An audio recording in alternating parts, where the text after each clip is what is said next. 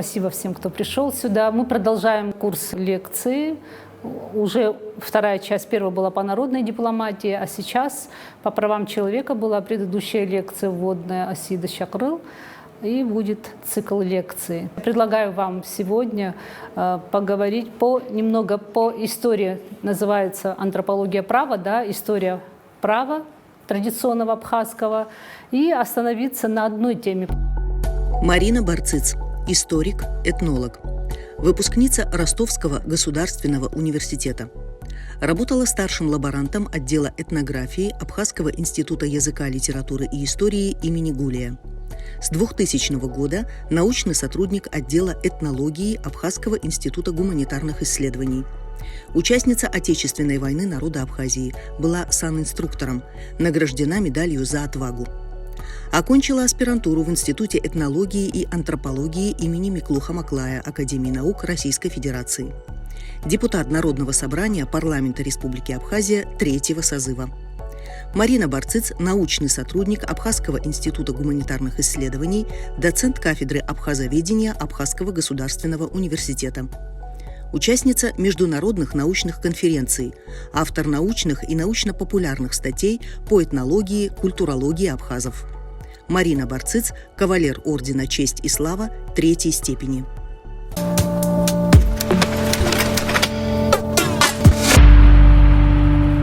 Итак, права человека. Надо, наверное, с этимологии слова, да, любой ученый с чего начинает, как это звучит по-абхазски. По-абхазски ауюзинка. Само слово «азин» не абхазское слово, да, вы чувствуете прямо, Асида, вы сразу заметили, да, нету ли другого слова. Я думаю, что есть другое слово. То, что касается человека, в абхазской философии, жизненной философии, высшее богатство – это человек. Малсико уйоб, ауароб малсико. Все остальное бренно. Вот. И самое главное, с чего мы должны начать, все-таки все представления о правильном, неправильном, о добре и зле, хорошее, плохое, красиво, некрасиво, все это система ценностей, она складывается веками. То есть если мы знаем систему ценностей народа, то мы понимаем, это ключ вообще к пониманию культуры. То есть понимание абхазской, кавказской культуры надо начинать с ознакомления системы ценностей. Откуда мы это берем? Ну, с самых древнейших источников. Ну, что это? Это, в первую очередь, мифы, легенды, наш нардский эпос, наш фольклор, наши героические, видите, как героика в основном, да, героические сказания, исторические рассказы. То есть мы все это берем из нашей прошлой жизни, из нашей огромной истории, которая начинается еще раньше. Так вот, то, что касается права, правовой культуры абхазской, значит, надо вспомнить, что мы же никогда не жили в изоляции. Мы всегда контактировали, вот тут мои студенты сидят, да, с древнейшими цивилизациями. Огромная история у нас, начиная с шумерской цивилизации, и с египетской, и времен, то есть и в Римскую империю мы входили. Значит, мы, если есть юристы, значит, и римское право, да, влияло. Было время влияния шариата. Кстати, права женщин, вот есть у нас, я думаю, что есть мифы, но на самом деле в какой-то степени наши права женщин расширились благодаря шариату тоже, потому что там есть какие-то вещи, которые в нашей, то есть там наследование имущества, право работать, там мужчина должен содержать, то есть там тоже много хороших вещей.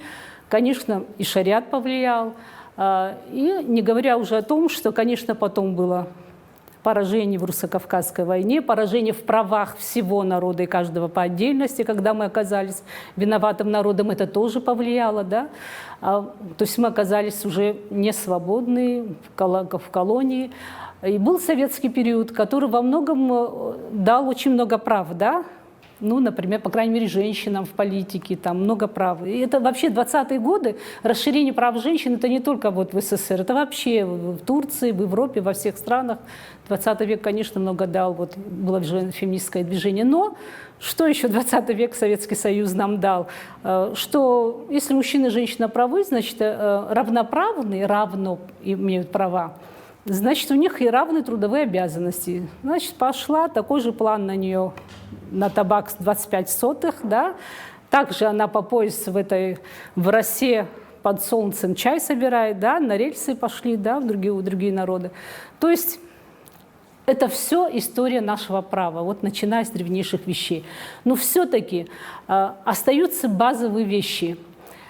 Наше представление о справедливом, несправедливом, оно все-таки очень консервативно. Вообще абхазская культура, она достаточно консервативна. Она традиционалистская культура, мы с вами как-то говорили, да, Николь, вы, это на лекциях, что у нас консервативная вообще культура. Если мы говорим о правах, все-таки право по-абхазски, и потом надо понимать, что все-таки эта культура, вот наша культура, наша этика, абхазская философия, да, жизненная этика, это где она заключается? Вот такой институт, который называется Апсвара, да, это религиозная этическая система. Часть Апсвара – это нормативная часть.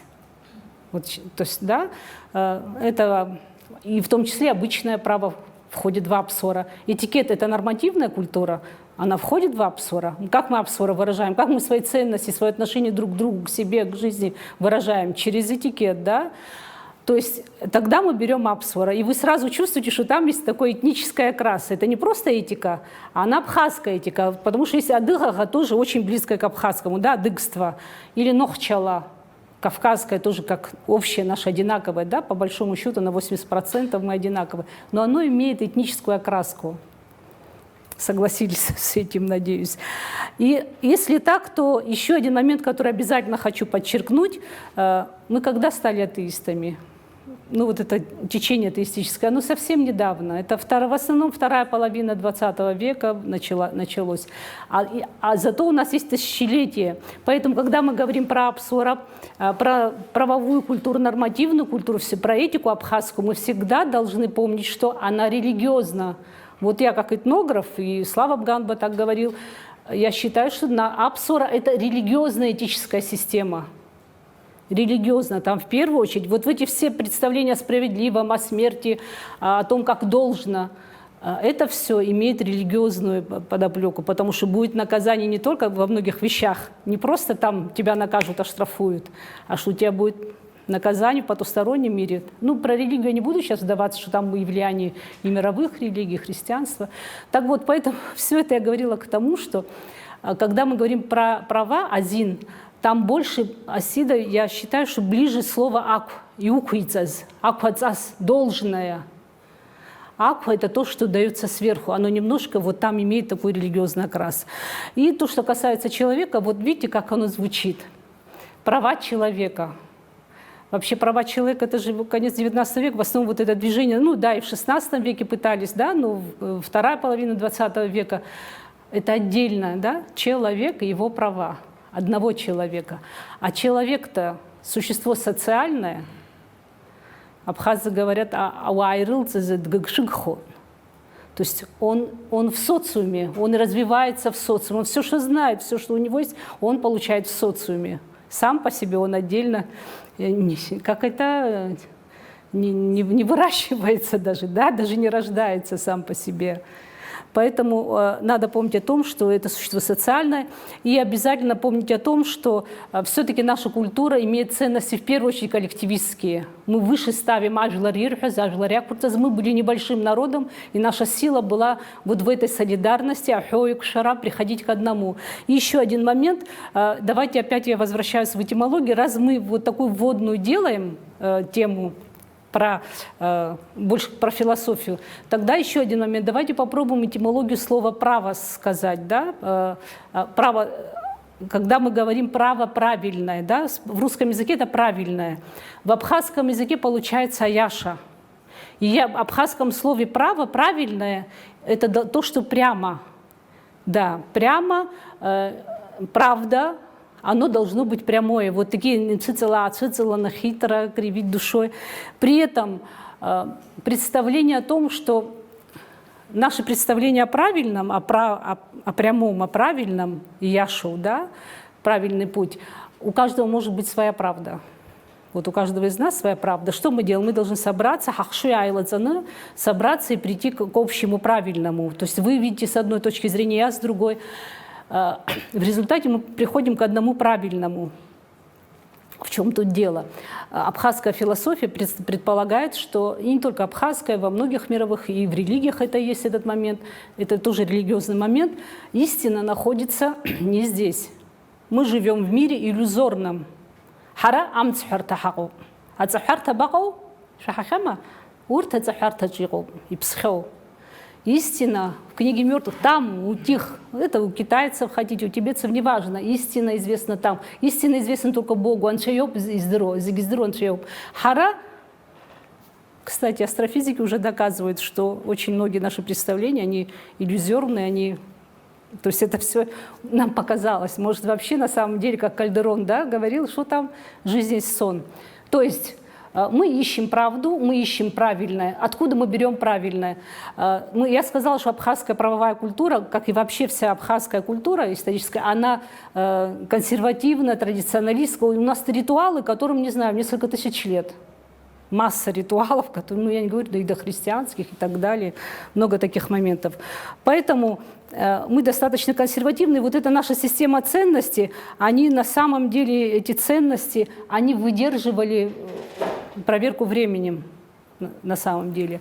Так вот, и самое главное, к чему вот все-таки опять возвращаемся, с чего мы начали, высшей ценностью является человек. Еще один момент, на который хочется остановиться, если мы сможем ответить на такой очень важный, серьезный вопрос, который называется «Смысл жизни». Каждая культура как-то отвечает на этот вопрос. Вот если про абхазскую культуру говорить, и, собственно, кавказскую, куда входят адыги, там, чеченцы, вайнахи, если мы говорим о нашей культуре, особенно про абхазскую культуру, конечно, я иногда говорю, что наша культура – это культура смерти. Не бойтесь. Можно про египетскую культуру такое сказать, про Тибет, про многие, где четко, подробно разработано все, что связано с потусторонним миром, с вечностью. Этот мир короткий, это наш сон, Ктаджар-Хасра, вечность там. И наша культура, я говорю все время, что это воинская культура. Надеюсь, моим студентам я более-менее доказала, в чем это выражается и в материальной культуре, и в ценностях, и в одежде, и в фольклоре, и во всем, и в культуре. Если воинская культура, война – это что? Это в первую очередь решение вопроса отношения со смертью, да? Она тут рядом, это путь воина, самурайский путь, это, то есть путь, на самом деле мы рождаемся, какой у нас путь? В конце концов идем к смерти. Так вот, наша культура, это, конечно, наша культура, она предполагает и фатализм, с одной стороны, да, мы смертны, и свободу воли. При этом мы можем что-то сотворить. Идеалом считается, если вы посмотрите все героические сказания, какой идеал? Даже в нардском эпосе, когда предложили, что ты хочешь, долгую жизнь, которая ты такая серая, никакая, но очень долгая, или короткая, славная, яркая, героическая. Конечно, герой-кавказец что выбирает абхаз? Пусть будет 25 лет, но это будет такая жизнь и такая смерть, которая, когда мое имя переживет мою жизнь, да, то есть она будет жить в вечности, в славе, да, ахцахемцх. Поэтому, одним словом, как бы ни казался таким трудным вопрос, в чем смысл жизни, вообще вот эти очень важные вопросы мы всегда можем найти в абхазской паремической культуре, да, в пословицах, в поговорках. Ауядунэдзыкуй, ахцахемцхэзу.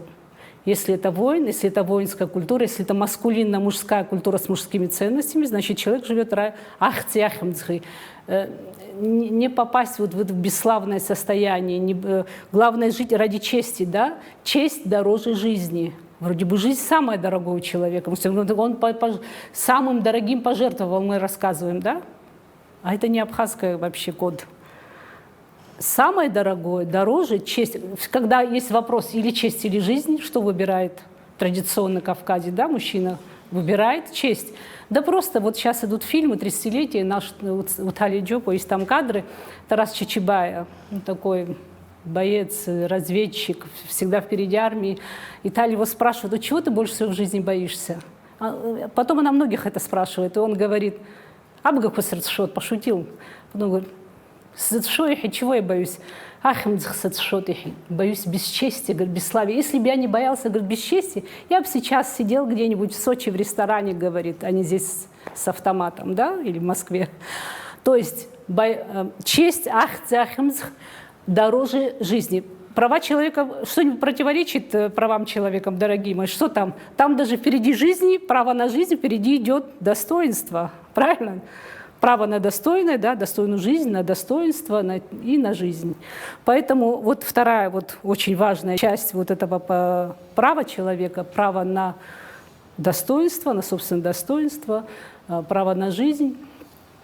И с другой стороны, сейчас мы будем с вами говорить про воинскую культуру, и я буду вот рассказывать про институт кровной мести, а потом я буду говорить о том, что нету смертной казни в абхазской культуре. В данном случае мы говорим про абхазскую культуру, нету такой формы наказания, как смертная казнь. Вот скажи, как это нету? Тут все время перманентные маленькие войны, все время в состоянии войны, и будут там друг за другом охотиться, да? И поэтому, то есть это тоже, там тоже своя философия в кровном мести. Ты обязан его преследовать, кровь за кровь, но это Бог тебе, если даст возможность, если он сочтет нужным, ты можешь вообще ему 40 лет за ним охотиться, то он тебе не даст его убить, ему не дано умереть от тебя. То есть это тоже рука судьбы, рука Бога, не твоя рука. С другой стороны, сам факт убийства человека, когда человек, на войне это одно, ты защищаешь дом, честь, семью, там, но факт убийства человека все равно убийца, он уже потом не может быть, будучи стариком в совете там, старейших примирителях, там, этих и в ритуалах, то есть, да.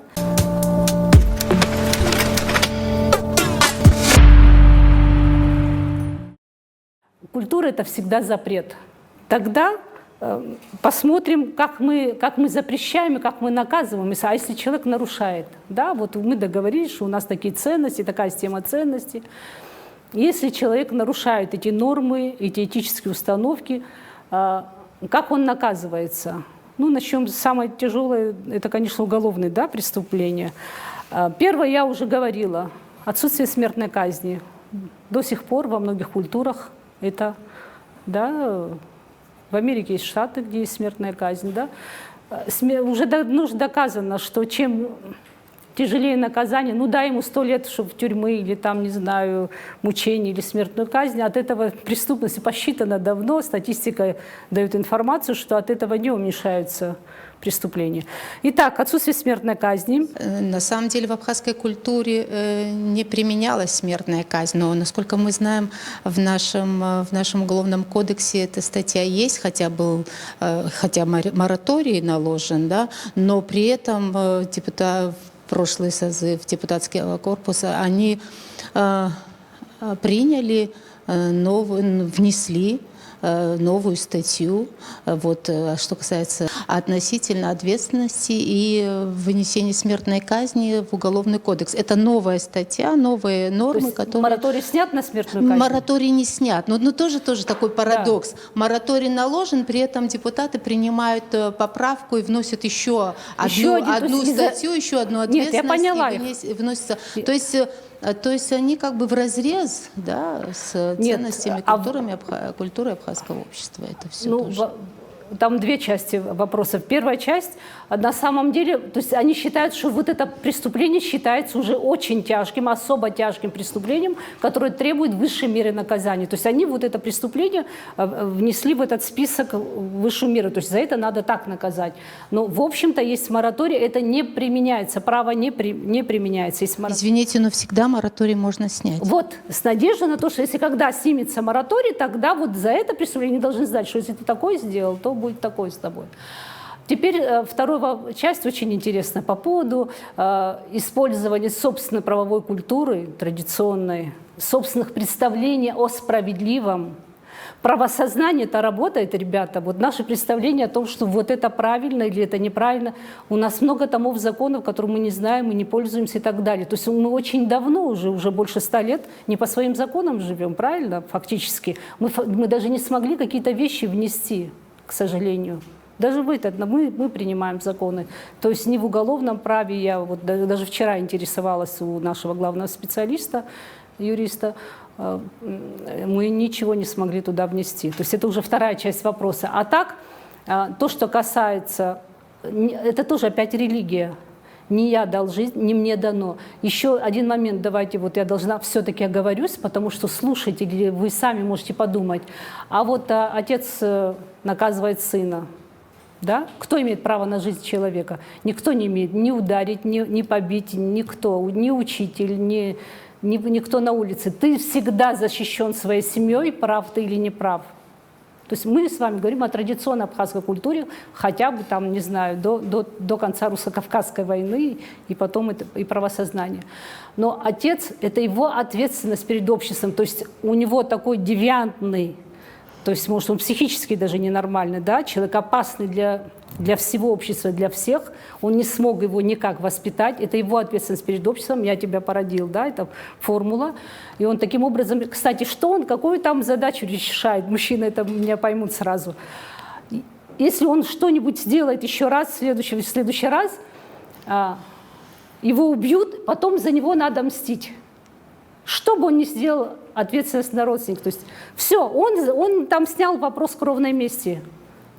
То есть, ну, в данном случае мы говорим о том, что у общества нет такой формы наказания, то есть мы тебя убиваем. Даже были такие формы, мы в источниках древних, средневековых где-то находим, что вот, допустим, его бросают там в бурлящую реку, ну, такую мощную. Если утонет, значит, Богу было угодно, это форма наказания. Но в любом случае мы такую форму не знаем о смертной казни, нет такой формы. Более того, то, что касается, вот, допустим, лишения свободы, форма наказания лишения свободы человека. Вы можете очень много всяких историй услышать, даже вот совсем недавно, даже и в советский период. Человек кого-то убил, отсидел там, не знаю, 20 лет, 15 лет, 10 лет, возвращается, не проходит и полугода, да, мы знаем такие случаи отсюда, и его все-таки кровники находят. То есть они не посчитали, что лишение свободы неравноценно. Там еще другой момент. Вообще, ну, я не хочу уходить в кровную месть. Что там нужно? Надо было упокоить душу убитого. Кроме того, что показать, что мы сила, мы никогда не позволим никому, да, то есть никому нас трогать, мы всегда защитим себя. Но надо, это еще было упокоение. Почему в песне поется Соломона Хаца, как муж небедный Хварцкий переводил кальку: рано утром брат убил, до обеда кровь сделал Соломона Хаца. Соломона Хаца был отомщен через год, не сразу, но в песне «Почему надо было до его похорон?» То есть убийца, встретил бы его на том свете, он был бы тому слугой. Видите, как тут все, и религия, и мировосприятие, философия. Так все-таки, что были чаще всего формы наказания? Я считаю, что сегодня это было бы хорошо, чем взятки милиционерам, эти дорогущие судебные институты, которые годами там дела идут, потом в конце концов ему скашивают, и потом амнистия и так далее. Возмещение материального ущерба. Выбили тебе глаз, вот тебе там 40 быков, глаз. Это же не просто там чуть-чуть прихрамываешь. Еще лишь шрам на лице, всю жизнь ходишь, и тебя все помнят. Это тебе сделали. Вот тебе надо столько боевых коней, с амуницией, это дороже, чем дом построить. Вот, то есть возмещение материального ущерба и морального, когда он приходит, абхазцу вот так прийти, извиниться, кланяться, простите, был виноват, это для него высшее, ну, то есть унижение высочайшее, да? То есть возмещение материального ущерба, вот такая форма наказания, и обязательно всегда вот этот конфликт обязательно завершается примирением. Общее застолье, все, на этом все заканчивается, и дырцот. Никогда ничего не вспоминается. Да? То есть что еще? И такая форма, как остракизм. В международном праве мы говорим о правах человека, то есть у нас тоже, насколько я знаю, нету наказания в форме лишения гражданства, изгнания из Абхазии. Все абхазское правосознание предполагает остракизм, далцету, попсын далцету. Вот люди, которые недавно в Лыхнах, такое, это святотатство. Вот то, что сделали на святилище, предательство Родины, святотатство, и это высшее преступление. Инцест, кровосмесительство, это считаются высшими преступлениями. Махагера, эти люди неприкасаемые. Это для них большая честь их убить, их не убивают даже палкой. То есть их унгар счет. Вы знаете о Махаге, и мы даже еду гостеприимство не знает исключения. Кто бы ни пришел, змея ты должен накормить. Но его накормят, но при нем собакам отдадут остатки, покажут ему место. То есть это высшее преступление. Вот такие формы преступления, как правило, это было лишение абсны далца, радуны далцу, помните, у Таиф Хаджба есть абсны далца, радуны инцозма. Почему это так? То есть лишение гражданства, лишение... Как это делалось? да, как, в лучшем случае могли даже продать. Да? Отдать, продать, изгнать. Продавали, к сожалению, мы сколько веков занимались продажей, да, на работорговле.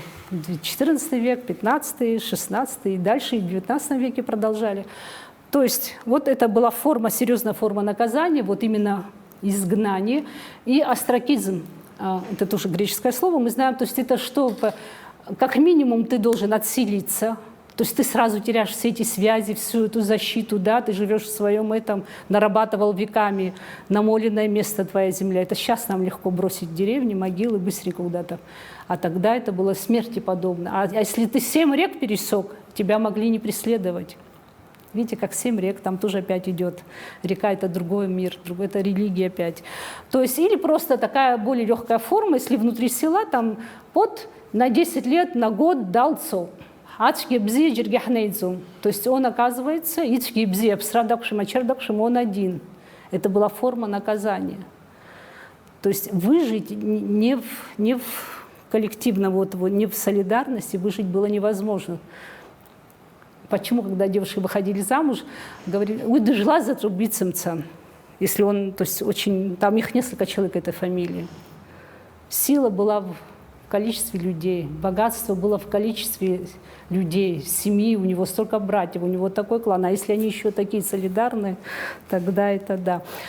Спасибо, очень все интересно, очень все раскрывается глубина, прослушав все это, и стараюсь когда мысленно связать понимание прав человека в Абхазии и вообще в целом, как институт прав человека, который уже прописан в декларации и так далее. Насколько это все соизмеримо с нашим обществом, с нашими традициями, с нашей культурой, которая закладывалась уже веками. Вы, с одной стороны, вы сейчас привели много примеров, где права человека – это наш кодекс чести. Да? Допустим, каждый, кто нарушил что-то в жизни, он знает, что он должен понести наказание за это. Не от государства, не потому что это прописано где-то. Может быть, могли бы как-то иначе наказать. Но больше он боялся осуждения общества, изгнания. Казалось бы, изгнание, да, это тоже противоречит в какой-то степени, да, сегодня так. Да, не лишать правам свободы, да, не лишая граждан. Но, тем не менее, этот человек, гражданство не лишат его, да, но, тем не менее, он покинет Абхазию, вынужден покинуть, потому что, это уже вопрос чести, честь его опорочена, и он уже просто не захочет сюда возвращаться. Насколько это противоречие вообще действует в нашем обществе сегодня, казалось бы, когда уже демократически все это, не знаю, смог ли я сформулировать правильно. Да, я поняла. Еще один момент, вы сказали, отец только имеет право лишить жизни. Может быть, дядя, может быть, старший брат. Да. То есть и в этом случае, совсем семья. И в этом случае, если отца нет, наверное, это может быть дядя, да. кто-то вместо него. А так брат. Никому не дозволено, кроме близкого родственника. Но скажем, если отец, лишивший жизни своего сына за какой-то его проступок, он потом несет наказание со стороны государства? Нет? То есть его оправдают, его не посадят за то, что он совершил убийство. Убийство – это же… понятно, это противоречие. Да. То есть это, мы же понимаем, что правоприменение, то есть у нас работают эти институты, они проверены веками, до сих пор живы. Раз вы батал наверняка Ухацка, наверняка вы знаете этих людей, да, имена и люди, Конечно. и случаи, когда это случалось. И мы с вами знаем, но мы с вами не будем говорить фамилии, напоминать. Это тоже культура правовая. Не обновлять, не говорить фамилии, не напоминать. И для них это больно, и вообще. То есть эта практика есть, и более или менее там пытаются как смягчать.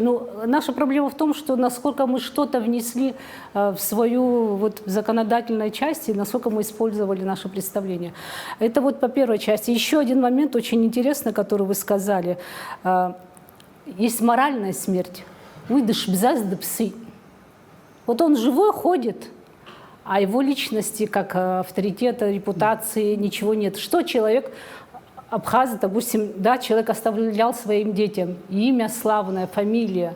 Вот человек, аджо пожил тезго, аджо пожил тезерхо. Был мужчина Хварцкий, на Хварцке хороший фильм Ардзева был Лакоба, да, уже на слуху уже это, да, урт-ваурт. То есть аджити года жила, аджити эрхаркалот. И он что оставляет детям? То есть он оставляет или славное имя, а вы внуки того, вы дети того, или вы вот... То есть самый большой капитал, который оставлял, это воин. Воин же ничем не обладает. Только вот это героизм, слава, ахцапша, материального нету. Воину, вот на войне мы все, кто там был, случайно оказался, мы вдруг поняли, что нам ничего не принадлежит, только то, что с тобой. Если патроны, там, то есть только то, что с тобой, больше ничего, у тебя ничего нету. Поэтому в нашей материальной культуре мы вот так иногда относимся к каким-то ценностям, тоже не очень. Но это другая тема. Вот еще один момент, который вот вы правильно сказали, то, что касается соотношения, вот это отдельная тема вообще права международного, да, и нашего. Все-таки там и в либеральных, да, есть и либеральная демократия, или либеральный европейский, да, где либерализм. Право отдельного человека, право вот этого, которого меньше всего, да? А в нашей культуре было право и человека, и баланс с коллективным. Он существо социальное, мы не выживали без этого. Даже семья не могла выжить, если там не было... Мужчина был не в браке, и женщина не в браке. Хотя нет, женщина могла бы выжить, потому что ее братья Хацауса, Пхисус, вы просто... Это мы сейчас в городе можем... выживать так без проблем. То есть вы понимаете, что это был баланс, стремление к оптимальному балансу личных и общественных интересов. Вот это должно было быть вместе. То есть с одной стороны с Расехцехем, с другой стороны это. Больше опасаются все-таки наказания со стороны общества, чем вот в судебном порядке. Осуждение общественного. Осуждение общественного, да. Вот больше общественного мнения боятся. И вот это больше сдерживает людей, нежели чем вот судебное наказание. Допустим, вот я боюсь сесть в тюрьму. Нет, в тюрьму сесть он не боится, может быть, и сел бы, но больше боится вот такого морального осуждения вот именно общества, да. Да, который уже коснется чести, достоинства его семьи, его близких, родных. И мы знаем, что многие, кто попадал в такие ситуации, просто для себя сочли правильным вообще выехать, покинуть Абхазию и навсегда, скорее всего. Вот. Хотя все менее строго, и мы можем вспомнить, люди постарше, что в 80-е годы, конец СССР, даже наоборот была романтизация тюрьмы, Хацабах, Тагиха. Да, там считалось даже, что там в этом мире, мол, больше справедливости, чем и так далее. Да, дай Бог, чтобы было, вот это сдерживало, потому что после, я все время говорю, после войны было слабое государство, слабые вот эти институты, милиции, даже ГАИ, все с автоматами ходили. Что нас сдерживало? Каждый из нас имел право защитить себя. Ты не мог убить и безнаказанно уйти. Тот институт что делал? Неотвратимость наказания, уменьшение преступления от неотвратимости. А там нету срока давности. А щабаоми псом через 10 лет, 20 все равно тебя... То есть не тебя, так другого. То есть твои дети, даже религиозно твой грех, не дай Бог, он идет на 7 поколений. Это другая тема тоже, да, правильная, интересная. Ну, дай Бог, чтобы эти институты работали, хотя бы вот эти сдерживающие общественные, потому что каждому человеку, милиционеру не представишь. И государство будет, никакое государство не сможет содержать армию, такие тюрьмы, да, такое количество милиционеров, полицейских и так далее. Каждому человеку представлять. То есть должны быть другие законы, которые нас сдерживают, нравственные, боязнь общественного мнения, да, порицание. Хотя очень многое ослабло. Раньше свои наказали бы тебя в первую очередь, свои бы тебя сдерживали, ты больше боялся бы своих, даже не чужих.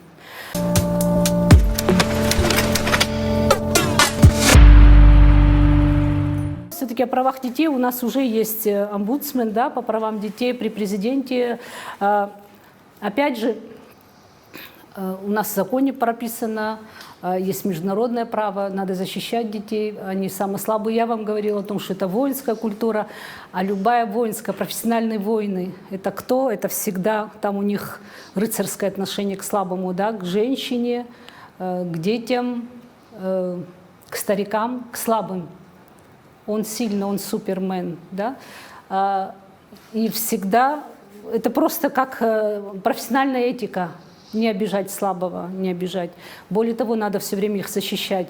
И просто кодекс чести офицера любого, не в любой армии, любой страны, любого государства, это всегда так, тем более прописано в войнах, не убивать, в конфликтах не трогать, да, они должны быть защищены. И все-таки откуда все это идет? По поводу детей, откуда, где, когда эта культура все закладывается, и права, давайте поговорим о правах детей. Мы можем сказать, что в нашей культуре были широчайшие права, если даже сравнивать там, не знаю, с европейской, с Европой XIX века и даже XX, и до сих пор. Что абхазский учитель в абхазской школе скажет? Завтра приходи с родителями. То есть у него мысли не будет, что можно на тебя руку поднять, да, там линейкой по рукам бить. А это совсем недавно. То есть вы знаете, да, что... То есть никто не имеет права тронуть ребенка, ни один чужой человек. Вообще ребенок защищен. То есть высшей ценностью считались, вот как я говорила о том, что высшая ценность, самое дорогое, да, амал сиго уёб, вот высшей ценностью считались дети. Считалось, что дети даны Богом, это подарок от Бога, и даже их выращивать, да, и даже их не воспитание, но вот что они выросли, это не заслуга родителей, это он помог, он так захотел, чтобы они прожили, да, то есть он тебе дал все, чтобы воспитать, накормить и так далее. То есть это высший дар Божий, и отсутствие детей это был повод для развода.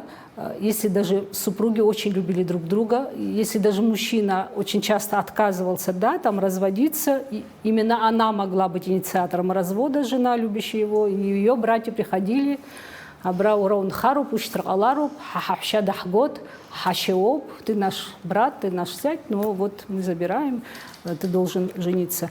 То есть, что желают невесте, да, когда она ритуалы проводит, масса ритуалов, и все они связаны именно с репродукцией, что главное, чтобы были дети, да, там, и как она париу, бапхариу, хюка, пача, хюка, пача, то есть это высшая ценность, высшая благодать.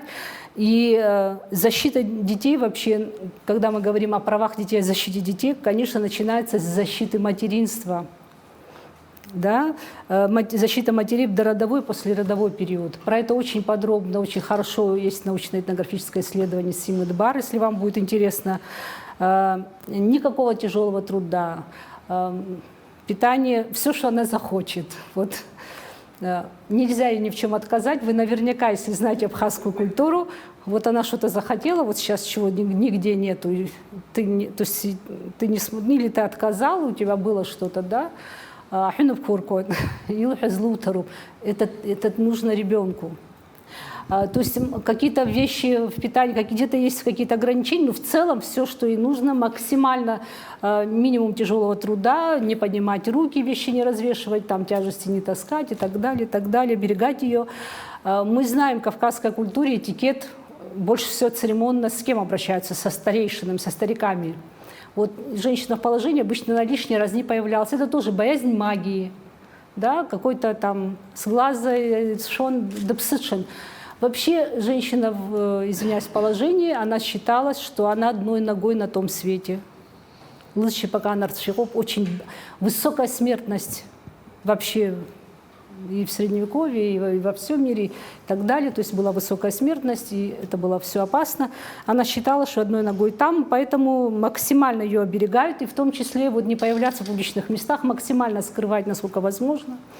Но если вдруг на улице встречали женщину вот в таком интересном положении, ей не переходили дорогу, ей уступали, останавливались, чтобы она прошла. Не просто там дать ей дорогу, а вот как будто это уважаемый великий старец. То есть так относились все.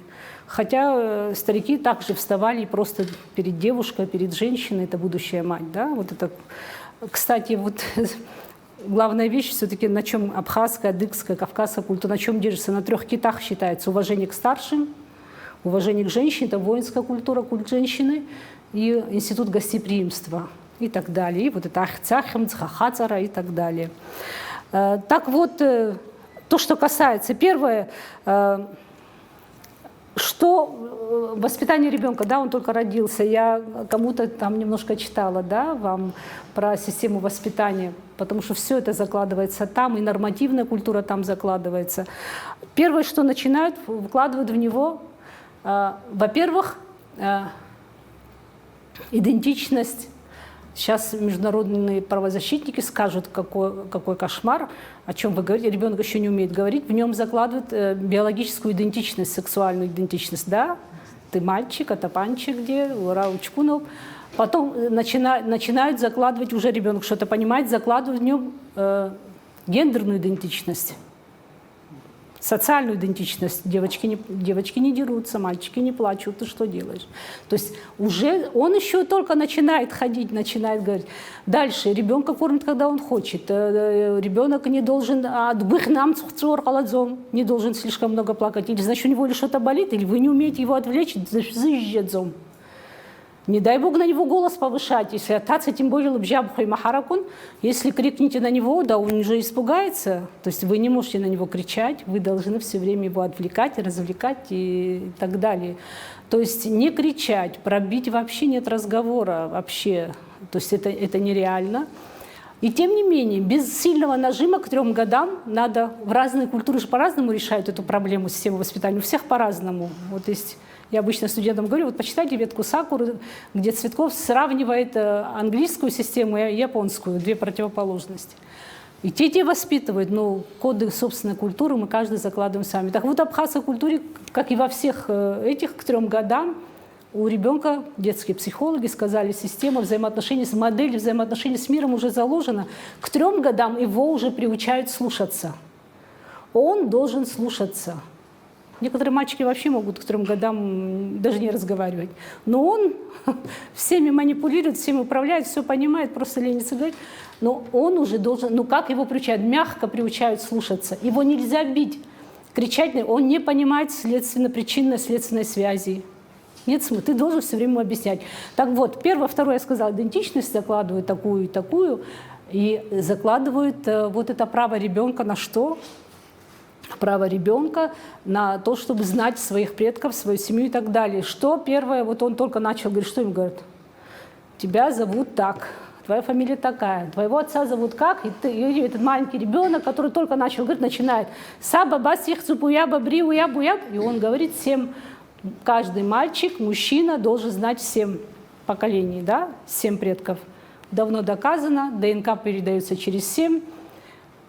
Уже на нуле, 8 потомок, уже, и это 7, это одна судьба, одни болячки, одна история.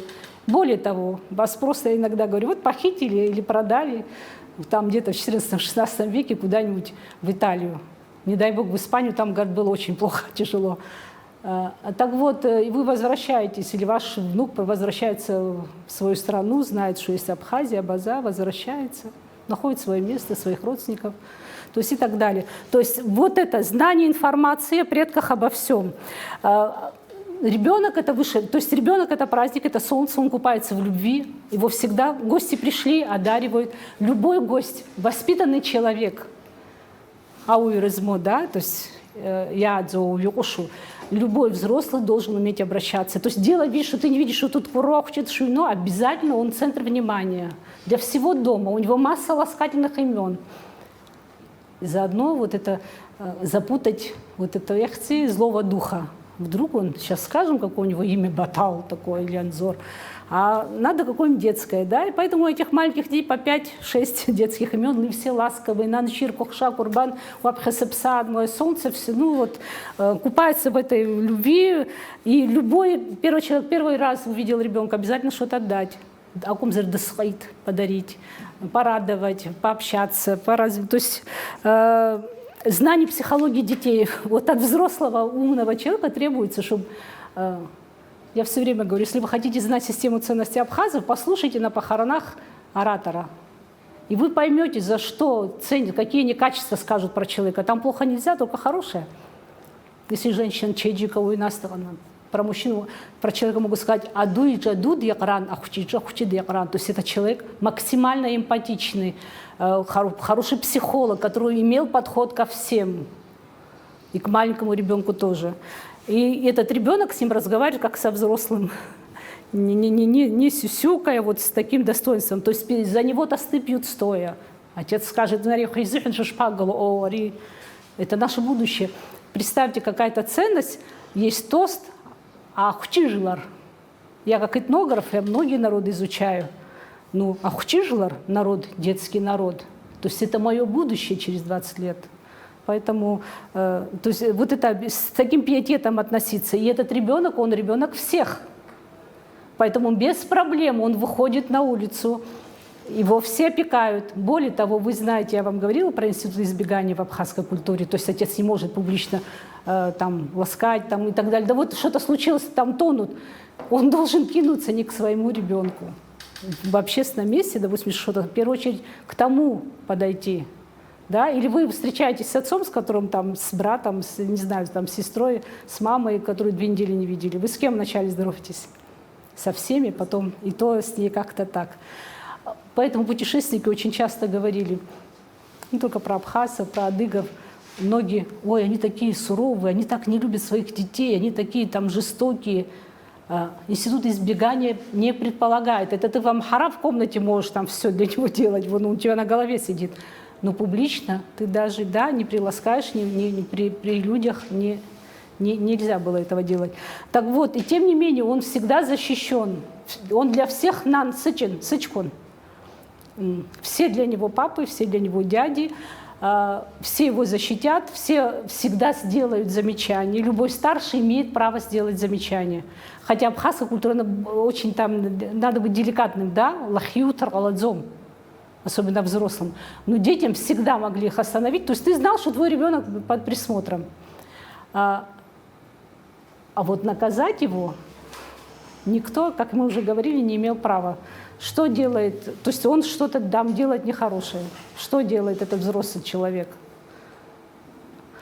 Ну, он говорит, я пожалуюсь твоим родителям. Что говорит учительница? Пожалуюсь твоим родителям, позвоню маме. Что делает? Или он что-то там такое ужасное делал, что его там схватили, и он за шиворот его приводит за ручку, приводит домой, отдает отцу и говорит Аббас хайцей. И что делает отец? Для отца это смерть. Почему? Это ответственность отца.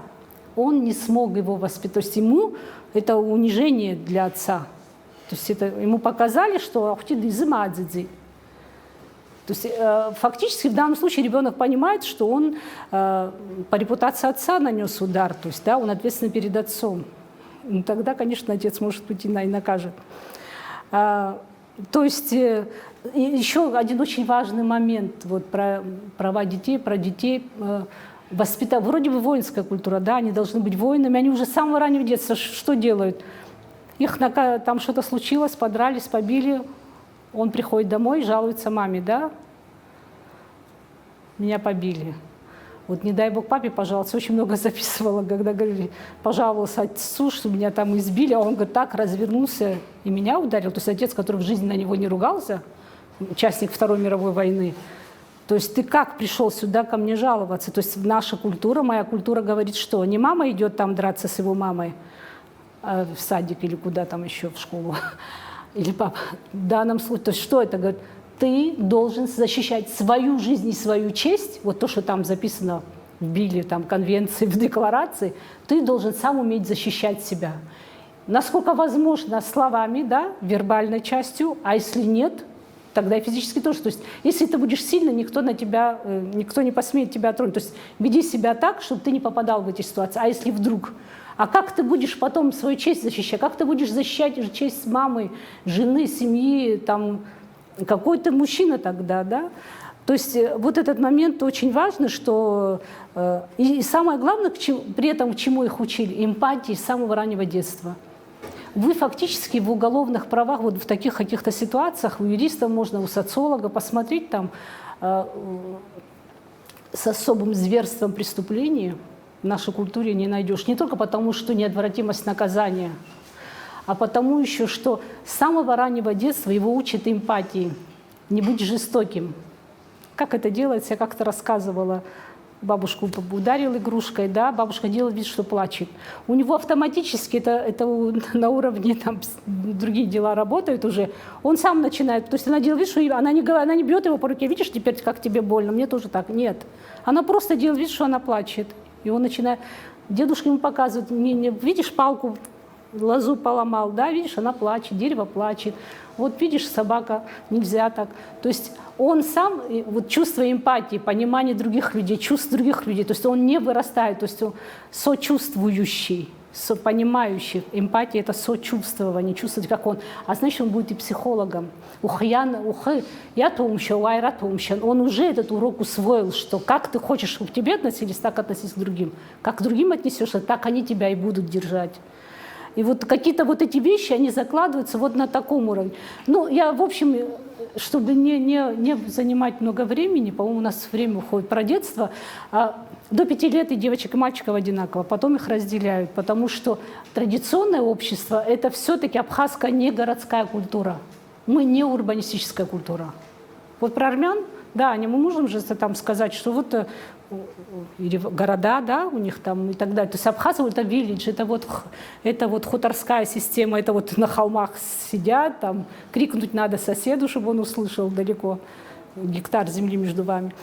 То есть это вот такая культура, которая, то есть ему выжить, то есть его обучают труду, по международному праву, в конвенциях тоже так, да, обучить его, чтобы он мог выжить, да, приучить его к труду, научить его всему, дать ему образование.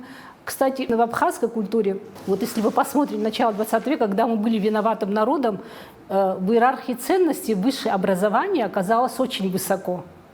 Когда вдруг мы перестали быть хозяевами в своей стране, когда там 30 тысяч народу осталось, 10 тысяч там в Гудаутском районе, там здесь и в Самарканде остались, бесправные, виноватые, 907 годы, Басарь Айзер, Кумукашта, Гулия начал, о чем они, цара.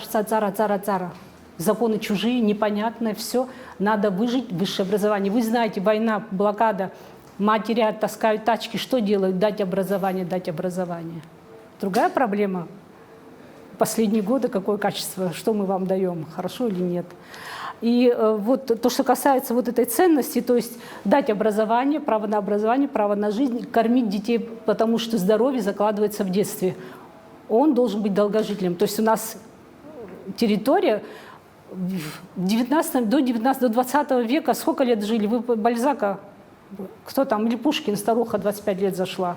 40 лет жизнь закончилась. Вообще-то такой древний, дряхлый старик до 40 не доживают. Европа не доживают в этих городах. А тут люди, там, не знаю, у него зубы, а у Юкра по-абхазски человеческий возраст 100 лет. И у Юбжера 50 лет ты дошел до середины жизни. По-абхазски ты не рождаешься человеком. По-абхазски ты потенциально человек. Человеком ты должен стать. Стать человеком – это путь. Это твой путь. И уйрахнейт к 70 годам будет ясно. Получился себя человек. Уже и соблазнов мало, уже и грехов ты меньше совершишь. Но к 70 годам тебе дадут алабаща, ты можешь учить людей, можешь контролировать. Это институт старших, это другая тема. То есть и уйрахнейт к 70. Юкрахнейт 80. Вот юкрейфейт, а у юкранейцей за 100 лет. То есть, а где это закладывается? Это закладывается в детстве, где правильное питание, правильное и спорт, и все. Быть наездником – это просто средство передвижения, то есть какой ты воин, то есть ты воин-всадник. Абхазская одежда – это одежда всадника воина. То есть ты и наездник, ты и стреляешь, ты и охотник, ты и все, и, то есть всему этому там учат. Еще один момент очень интересный, вот переходный возраст. Все-таки я говорила, что как наказывают? Вот он нарушает же все-таки. Есть какие-то вещи, есть нарушения. Детей же тоже надо наказывать. Я сказала, что бить нельзя. Почему нельзя бить? Мы воспитываем воина. Для нас самое главное – честь, достоинство. То есть ты его унижаешь, подавляешь его волю. Какой из него воин? А он должен быть такой воин 1 против 100. Он воин-одиночка должен быть. У нас горы, у нас это, как нас посылали в Мартовское, да, минные поля разоружать количеством людей, как этих. Так, это не наше, и нас никогда не было так очень слишком много. То есть ты один должен стоить 100, вот такой ты должен быть воин. Так вот, Это все, откуда это?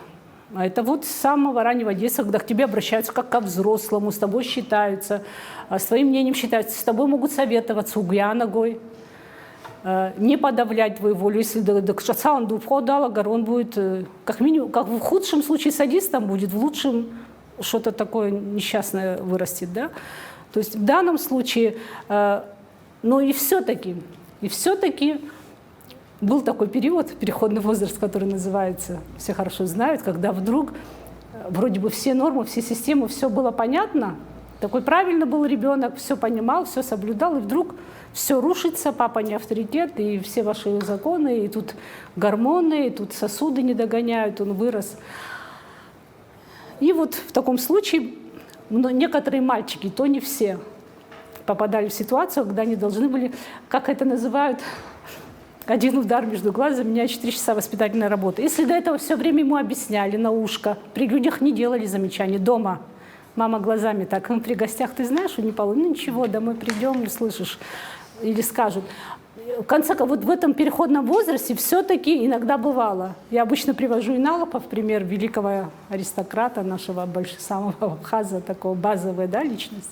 В 11 лет, как меня побили. За что могли побить? 3 вещи. Опять же, это главные базовые ценности на моей культуре. Это, если институт старших, уважение к женщине, там общественная коллективистская культура. Если оскорбительно что-то сделал по отношению к старшему, оскорбил старшего, там нехорошо, некрасиво, могли за это побить. Более того, даже вызвать отца. Кто мог побить? Опять только отец. Мог наказать, чтобы никогда больше. Могли, более того, даже отца вызвать на собрание, он нарушил. За антиобщественное поведение. И, ну, я думаю, сейчас, может быть, за то, что попробовал наркотик, да, и за воровство. Все-таки вот эти мифы о Речерапаги, это было...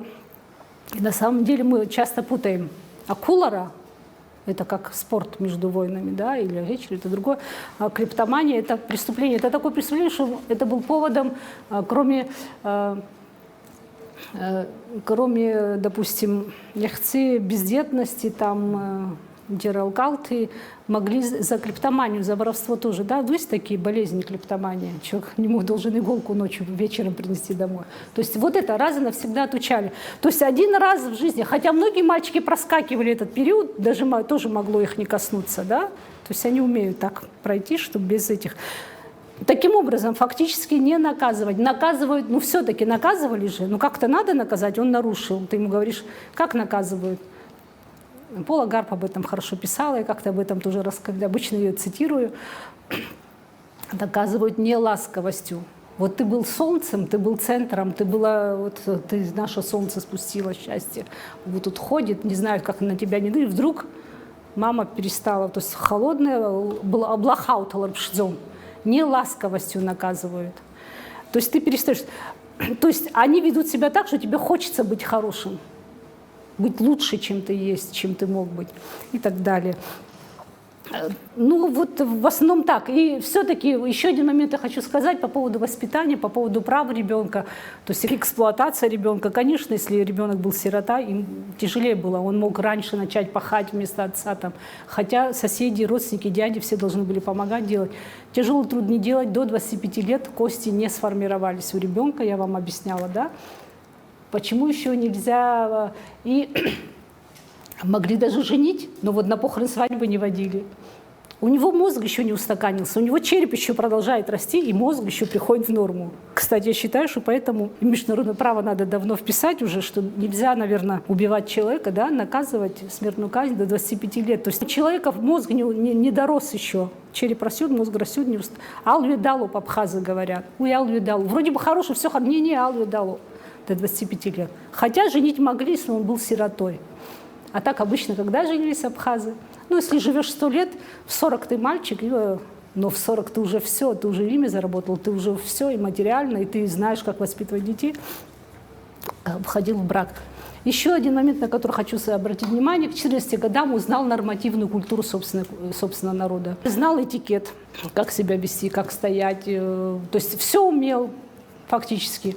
уже ходил в походы. Чем он занимался от 16 до 30, даже до женитьбы, до 40 лет. И хопишон.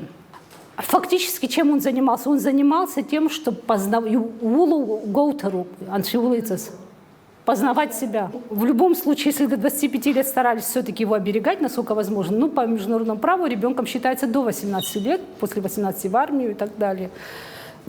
Фактически, что он должен, то есть он готов к жизни, он все умеет, все при этом тяжелый труд, особенно девушки. Если говорить о девушках, о женщинах, это другая тема, ей тоже никакого тяжелого. Особенно вот после 16 лет, когда она уже, может быть, на выдане, это вообще было счастье, рай, поездки, праздники, танна, махара и так далее. То, что касается сирот, тоже надо сказать обязательно права, да. Вот есть такой, вы можете такой вопрос задать. Вот на Кавказе, к несчастью, в Абхазии тоже это в последнее время началось. На Кавказе уже есть проект такой 2020 года, «Кавказ без матери» называется, по поводу, извиняюсь, по поводу отъема детей при разводе. То есть увеличился процент разводов. Раньше развод, это же общественное дело, это семья, это обязательно приходили, пытались помирить, что случилось. При этом женщина могла без проблем развестись, не дай бог, если он руку поднимет там и так далее. Она всегда защищена своей семьей, своим кланом, без формальности могла уйти, если что-то... Но вот этот закон, что дети должны расти в доме отца, в роду, да, раньше все-таки такой проблемы не было, но в последнее время, я думаю, Асида, вы с таким... Я знаю, да, не абхазцы, там русские были, но все равно столкнулись с этим, да, когда отец пытается отнять ребенка, оставить у себя, и абхазцы тоже. Вот это право не разлучаться с родителями, то есть когда вдруг, во-первых, сам процент разводов стал большой, стало больше матерей-одиночек, то есть откуда это еще идет? Ребенок должен расти в клане отца, вот со своей фамилией. А что, раньше не бывало разводов? Бывали разводы. Бывало, что она просто вдова, ее даже через год, у нее были дети, она была молодая, они ей даже устраивали ачару, она забирала с собой самого младшего, маленького, который без мамы не мог, остальных оставляла, но они к ней ездили. Если вы поднимете свои генеалогии, надеюсь, мои студенты, я знаю, что вы сделали, вы посмотрите, там братья по отцу, по матери, они общались, они видели, они ездили туда, там оставались. Отец мог еще раз жениться, были братья по отцу, братья по матери. То есть не было этой проблемы. Когда вот этот маленький ребенок, младший, которого она забрала с собой, он чуть вырастал, она его опять возвращала сюда.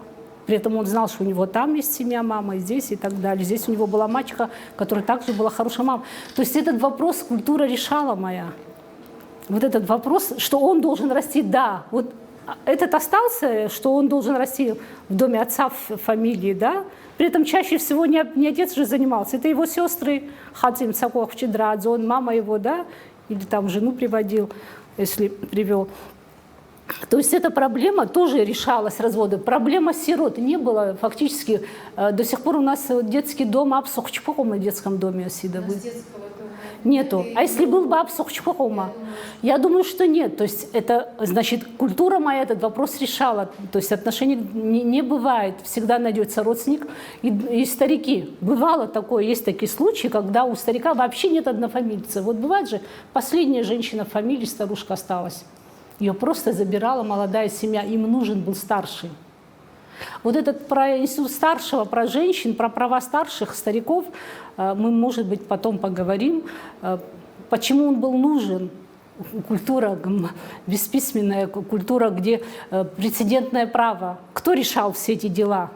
Прецедентное право. Для этого ты должен как минимум 100 лет прожить. Еще быть интеллектуалом, еще память иметь, чтобы... То есть культура очень многие вопросы, права детей решала, то есть права сирот, права, вот, в том числе право быть, общаться. По поводу бездетности обязательно брали, вот бездетная семья, обязательно брали ребенка, это называлось абжадза, и считалось, что вот очень большой процент был, до 50%, что обязательно у тебя родится ребенок. Если нет ребенка, брали ребенка, думали, ну все, нет у нас детей, не будет, вот мы возьмем на воспитание, у них рождался свой ребенок. То есть обязательно брали. Поэтому вопрос сирот решался, вопрос родителей решался, и общение с родителями, вот эта новая форма наказать другого, не показывать ему ребенка, это новые вещи, новые веяния, это наше новое время. При этом не хочу идеализировать. Вот у меня был вопрос по поводу того, что в какой момент в Абхазии начало так сильно развиваться вот именно физическое насилие в качестве наказания по отношению к ребенку? Может, если вы рассматривали этот вопрос, потому что, мне кажется, за последний, условно, век, скажем так, у нас все чаще детей дома бьют, потому что я, как сказать, и свидетель, то есть если с моими знакомыми, друзьями, то есть у нас все чаще это распространяется, и вот мне интересно, откуда конкретно это пошло. Наверняка есть. Во-первых, я думаю, что это проблемы с психикой тоже. Я так думаю, все-таки послевоенная реабилитация, не реабилитация. Вот 80-е годы, чтобы детей били, что происходило раньше? Можно любого отца, любого самого мирного. Отец-то вообще дома больше грозились, папе скажу, он придет, тебя убьет. Скорее всего, папе не говорили, и ничего он там и не бил. Лишний раз, много раз тоже привыкнет, да, Аисуду, Пхуагинцу.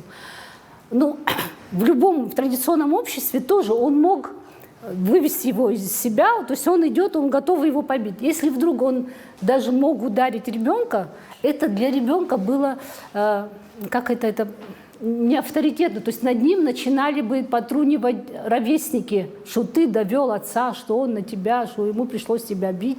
То есть это было для него не престижно, да? Сам факт, что он вывел отца, довел его до такого состояния. Наверняка бывали такие случаи, но если 3 раза, 4 раза, то есть это уже не те отношения. Обычно больше боялись. Мама выстраивала так, что вот папа, вот он придет, и она делала ему такой авторитет, что он просто глазами покажет, что он разозлен. Этого было достаточно. С утра до вечера его не было дома, да, вот он вышел, он только вечером возвращался.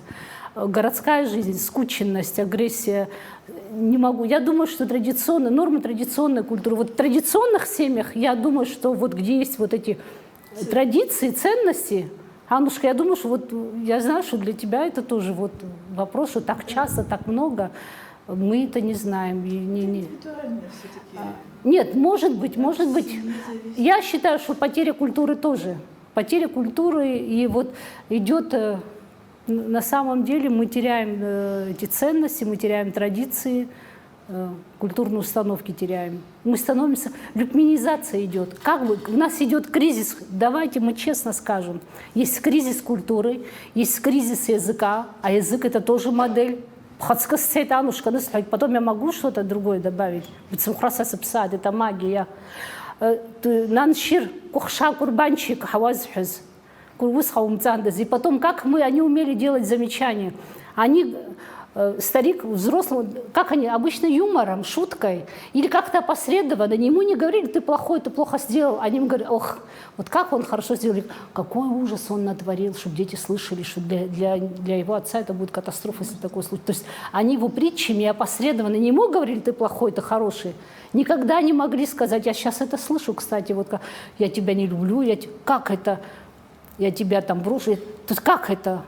Это никогда, ты продолжай, то есть я отвечаю за все. Поэтому этот ребенок всегда чувствует ответственность, что если он что-то сделает, за это будут все они отвечать. Он им авторитет, он им все разрушит. Их имя, которое такая семья, и вдруг он такое сделал. То есть это ответственность.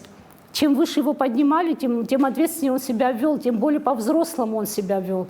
К сожалению, сейчас взрослые очень многие ведем себя безответственно, а что видят дети? Что-то там нам надо делать. Это Гажноков тоже сказал, сейчас у нас период огромного кризиса, мы уходим вниз, мы теряем очень много ценного, а заново научиться всегда сложнее. Поэтому, когда мы говорим о правах детей, там же проблема информации, проблема обучения, мы должны напомнить, у нас это все было, вы по-абхазски тогда апсуацас апсуара, абаси хазару. Уароапсудзем, урсмулазем, немецем, а законе агихадзем. То есть нам легче вспомнить и напомнить. И это работало веками. Почему даже самый плохой Абхазия, я имею в виду выросший человек в Абхазии, Фактически, вот в любой культуре, по крайней мере в России, да, многие учились в России много лет и годами, в разных городах мы бываем. Или там где-то учатся студенты везде. Ну, посмотрите, все равно они считаются воспитанными. Они считаются, что у них высокая культура эмпатии, ханшалара, как держаться, как ауюзный щердрот, аующих хатракцы щердрот. Все-таки не так плохо все. Ну, всегда были девиантные, всегда были нарушения, но желательно, чтобы их было немного. В абхазских семьях, в основном деревенских, где зарождалась культура, лучшие традиции, они же с деревень они у нас исходили. Сегодня и деревни опустели, села. Сегодня уже этих старых авторитетных людей уже не осталось. Вот. И сегодня молодое поколение, это поколение вот в основном послевоенное. То есть их, получается, их родители, это родители, которые выросшие вот в таких стрессовых условиях, скажем так, да, послевоенной жизни Абхазии. И сегодня быт сам по себе очень тяжелый, да, наверное, и нет времени для воспитания. Сегодня легче включить мультик. Раньше мы ждали диснеевские мультики, вот, что вот в субботу, в воскресенье мы посмотрим. Сегодня ничего не стоит включить телевизор, там, не знаю, и вот просто, чтобы дети сидели, молчали, молча сидели, смотрели телевизор, как-то вот да, так, ну, вот в основном. Так, дети, на улице наверное, играющих детей мы не видим. Играющих, раньше вот есть такие детей. Даже комиксы, где вот раньше не загнать, а теперь детей в дом, а теперь даже не выгнать, да, они все в приставках, все вот это, казалось бы, безобидно, вот он сидит, приставку играет, а в приставках стрелялки, там какие вампиров он убивает, там нападает кто-то.